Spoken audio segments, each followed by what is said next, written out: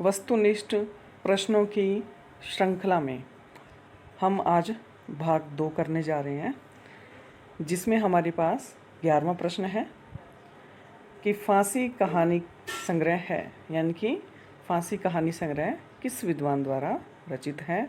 तो हमारे पास पहला ऑप्शन है नागार्जुन, दूसरा ऑप्शन है जिनेंद्र, तीसरा ऑप्शन है त्रिलोचन और चौथा ऑप्शन है कि यशपाल। यानी कि फांसी कहानी संग्रह है वो किस विद्वान ने लिखा है। तो यहाँ पे हमारा ऑप्शन नंबर 2 सही होता है, जिनेंद्र। जिनेंद्र जी ने फांसी नामक कहानी संग्रह है वो लिखा था। अगला प्रश्न हमारे पास है कि लाल तारा के रचनाकार हैं, यानी कि लाल तारा है वो किसने लिखा है। तो रामवृक्ष बेनीपुरी ने, किशोरीलाल गोस्वामी ने, शुक्ल जी ने यानी कि रामचंद्र शुक्ल ने, या सूर्यकांत त्रिपाठी निराला जी ने। किसने लिखा है लाल तारा। तो यहाँ पर हमारा उत्तर होगा रामवृक्ष बेनीपुरी जी ने लाल तारा की रचना की है।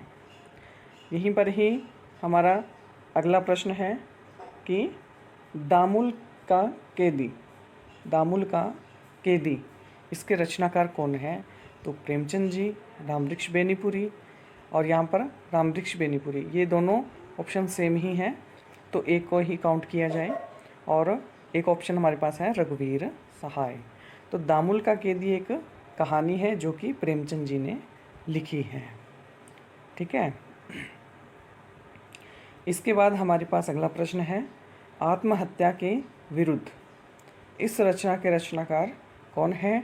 रमेश चंद्र शाह, रघुवीर सहाय, रघुवीर सिंह और डॉक्टर रघुवंश। तो आत्महत्या के विरुद्ध जो रचना है वो लिखी है रघुवीर सहाय जी ने। अगला प्रश्न है कल्याणी उपन्यास के लेखक का नाम है, यानी कि कल्याणी उपन्यास किसने लिखा है। यशपाल ने, जिनेंद्र ने, वृंदावन लाल वर्मा ने और भगवती चरण वर्मा ने। तो यहाँ पर हमारा ऑप्शन नंबर 2 सही होगा। जिनेंद्र जी ने कल्याणी नामक उपन्यास की रचना है वो की है। अगला प्रश्न है अशोक के फूल निबंध है, यानी कि अशोक के फूल निबंध किसने लिखा है। महावीर प्रसाद द्विवेदी ने, गुलाब राय जी ने, हजारी प्रसाद द्विवेदी जी ने, आचार्य शुक्ल ने। तो यहाँ पर हमारा आंसर कौन सा सही होगा, हजारी प्रसाद द्विवेदी जी ने। ये अगला हमारा प्रश्न नंबर 17 कि ठलुआ क्लब है, ये प्रिंटिंग में मिस्टेक है, यहाँ पे ठ है। ठलुआ क्लब है, यानी कि ठलुआ क्लब की रचना किसने की है। श्याम सुंदर दास ने, आचार्य शुक्ल जी ने, जिनेंद्र ने या गुलाब राय ने।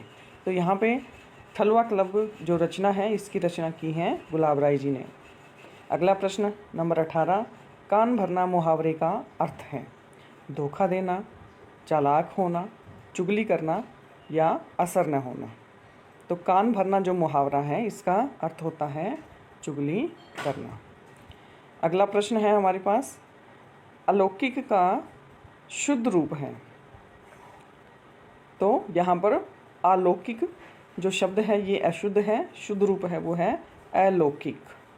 ठीक है।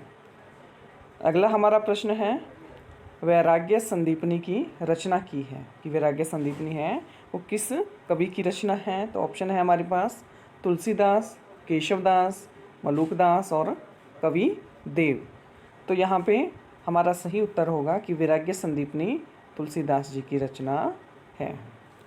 अगला प्रश्न है यशोधरा नामक काव्य कृति के रचयिता है, यानी कि यशोधरा नामक जो खंड काव्य है वो किस कवि की रचना है। तो भिखारीदास जी की, मलूकदास जी की, मैथिली शरण गुप्त की या तुलसीदास की। तो यशोधरा नामक जो खंड काव्य है उसके रचयिता हैं मैथिली शरण गुप्त। अगला प्रश्न नंबर 22 तूफानों के बीच के रचनाकार हैं, कि तूफानों के बीच नामक जो रचना है वो किसने लिखी है। रांगे राघव ने, देवेंद्र सत्यार्थी जी ने, देव ने या रामवृक्ष बेनीपुरी ने। तो इसका सही उत्तर होगा रांगे राघव ने तूफानों के बीच नामक रचना है वो लिखी है। इसी क्रम में आगे बढ़ते हुए हमारा प्रश्न नंबर 23 है कि धरती की आंखें उपन्यास के लेखक हैं। तो हमारे पास ऑप्शन है लक्ष्मी नारायण लाल, लक्ष्मी नारायण मिश्र, धर्मवीर भारती जी या मुक्तिबोध। धरती की आंखें जो उपन्यास है वो लिखा है लक्ष्मी नारायण लाल ने। अगला प्रश्न नंबर 24, इतिवृत्तात्मकता किस काव्य युग की विशेषता है? भारतेंदु युग की विशेषता है, छायावाद युग की, प्रयोगवाद की या द्विवेदी युग की?